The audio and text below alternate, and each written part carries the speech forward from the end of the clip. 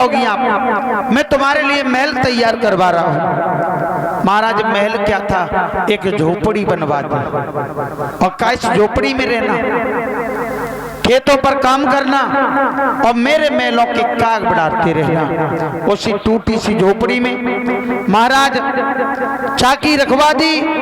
अब मैया सारा दिन काम करती है खेतों पर और काग भी बिड़ाती है। अब विचार करो परीक्षित जी, जिस माँ ने कभी दहलीज से कदम बाहर न रखा हो और आज वो मैया खेतों पर काम करने जाए तो उसके दिल पे क्या बीत रही होगी। जिसने कभी बगैर पति के दर्शन के भोजन न खाया हो, उस माँ से अगर कहा जाए कि तुम भोजन कर लो, क्या वो करेगी? महाराज वो पतिव्रता माँ थी, पति का ध्यान कर लेती है, फूट फूट के रोती है। धीरे धीरे समय व्यतीत होने लगा। 1-2 महीना नहीं, 5 माह व्यतीत होने जा रहे हैं। उस मैया सुनीति ने अपने पति के दर्शन नहीं किए। जो माँ कभी बगैर पति के दर्शन किए कोई काम नहीं करती थी, आज 5 माह होने जा रहे हैं, दर्शन नहीं किए। और छोटी रानी महलों में बड़े आनंद से रह रही है। ये सब समय होता है। क्या है? लिखा कि समय से बड़ा परीक्षित जी कोई नहीं है। समय बड़ा बलवान होता है और जिसने अपने समय को मान लिया, जान लिया, वही आज सफल है। और जिसने अपने समय को नहीं पहचान पाया, वही महाराज पीछे पीछे चल रहा है। क्योंकि लिखा भी है कि समय होता है वो महाराज आगे से बाल होते, पीछे से गंजा होता है। और जब गंजे पे हाथ डालोगे तो कुछ पकड़ने में नहीं आएगा। समय को अगर पकड़ना है तो हमें आगे से पकड़ना चाहिए, पीछे की आस मत करो कि हम बाद में पकड़ लेंगे। इधर मैया सुनीति ने देखा कि अब तो हमारे ऊपर दुख का पाट टूट पड़ा है। पहले पति के साथ थी, पति का साथ छूट गया, बहन के साथ शादी करवा दी, उसने घर से बेघर कर दिया। अब जंगल में रह करके परमात्मा का न तो चिंतन कर पा रही हो, न पति के दर्शन कर पा रही हो। बड़ी दुखित चिंतित हो रही है। हृदय में विचार आया कि अब एक ही हृदय में विचार आ रहा कि मरने के सिवा कोई रास्ता दिखाई नहीं दे रहा है। और सच बात है, जब इंसान के जीवन में सारे टूट जाते हैं, अपने भी साथ छोड़ जाते हैं, कोई सहारा नहीं दिखाई देता है, परमात्मा की तरफ देखते तो वो भी किनारा कर जाता है, तब अंत में केवल एक ही हृदय में बात आती है, परमात्मा इस जिंदगी को ही हम नष्ट कर दें और हमें कुछ करना नहीं है। मरने का विचार हृदय में आया, घर से निकली और जब निकली है तो हृदय में विचार करती जा रही है, प्रभु आज मैं कितनी अभागिन बन के जा रही हूँ। एक पल के लिए, एक क्षण के लिए कभी अपने पति से दूर नहीं रहती थी और कभी जाती थी कहीं तो बगैर पति के पूछे कोई काम नहीं करती थी, और आज बिना पति के पूछे ये मैं काम करने जा रही हूँ। हृदय में विचार आ रहे हैं, क्या करें, आगे बढ़ी, सोचती जा रही है, परमात्मा मुझे माफ कर देना। और अपने पति का ध्यान करते हुए आज वो मैया जंगल की तरफ बढ़ी है।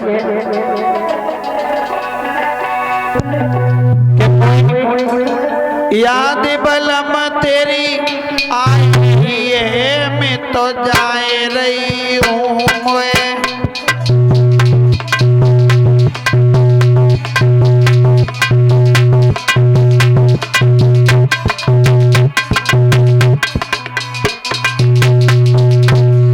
सोचती जा रही है, माँ हे मेरे प्राणाधार, हे मेरे स्वाग, मैं आज तुम्हें बगैर पूछ के संसार को छोड़ के जा रही हूँ, तुम्हारा घर द्वार परिवार छोड़ के जा रही हूँ। मैया पिया तेरी आई रही है, क्यों मोहे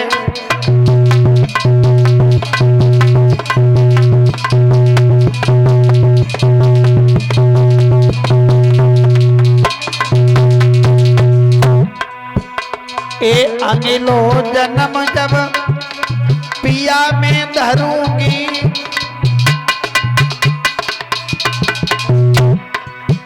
अरे तब तेरो पल्लो पकड़ूंगी।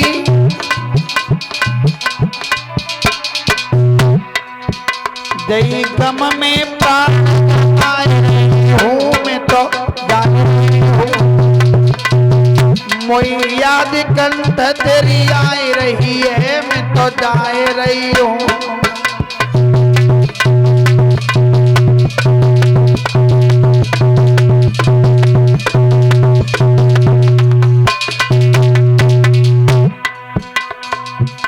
मोई याद बलम तेरी आई रही है, मैं तो जाए रही हूँ।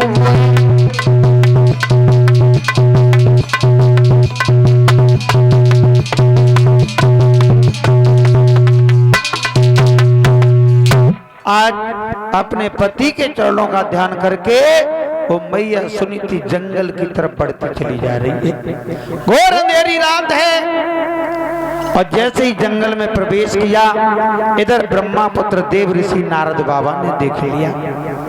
हृदय में विचार आए बाबा के, ये मैया आज इस जंगल में अगर पहुंच गई तो कोई ना कोई जानवर से अपना शिकार बना लेगा। नहीं चैन पड़ा ब्रह्मापुत्र नारद बाबा को।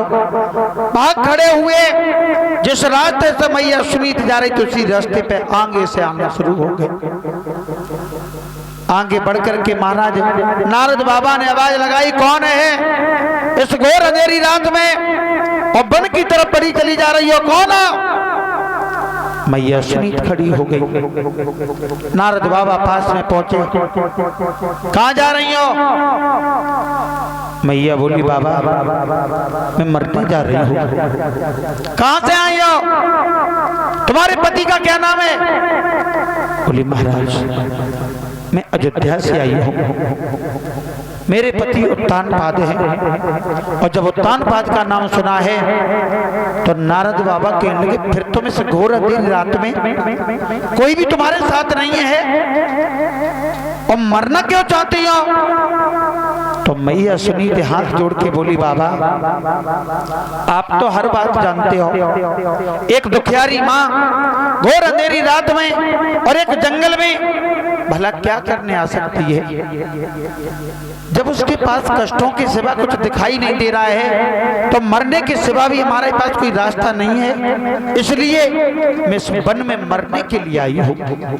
और जब मरने की बात कही है तो नारद बाबा ने एक बात कही, बेटी मैं तुझे मरने से रोक नहीं रहा हूँ, तू मर जाना, मगर एक बात मेरी सुन ले, जो पत्ता डाली से एक बार टूट जाता है वो पत्ता कभी डाली में जाकर के नहीं लगता है।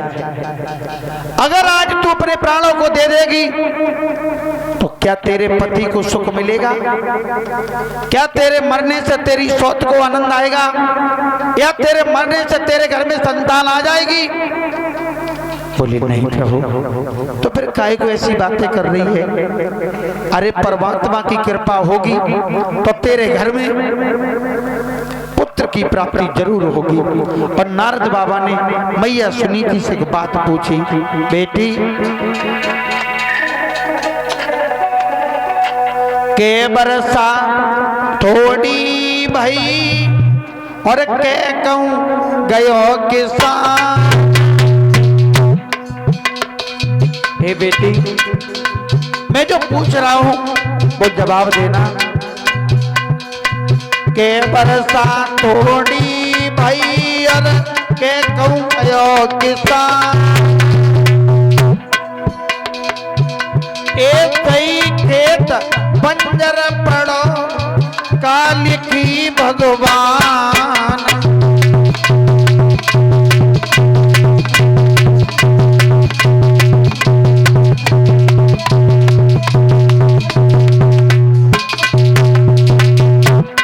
नारद बाबा ने पूछा, है बेटी क्या तेरे पति से तेरा मिलना नहीं होता है?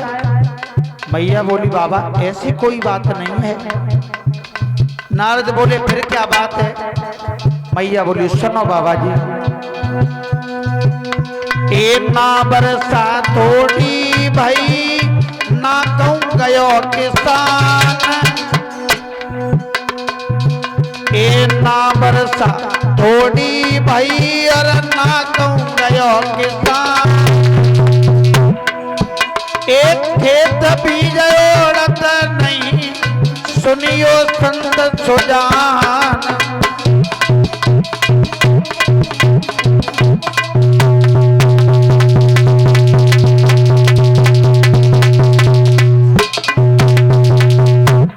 मैया सुनीति से नारद बाबा ने पूछा, क्या तेरे पति के दर्शन नहीं होते या तेरे पति तेरे पास नहीं आते?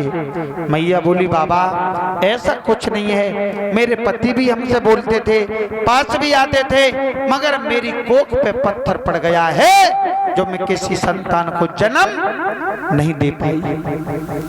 तो नारद बाबा ने एक बात कही, बेटी इतनी दुखित मत हो, मैं तुझे वचन दे रहा हूँ, तू घर जाना और जब घर जाएगी तो तेरे यहाँ एक पुत्र की प्राप्ति होगी। और जब पुत्र की प्राप्ति होने की बात कही तो मैया सुनीति को हंसी आ गई। बोली, बाबा जी।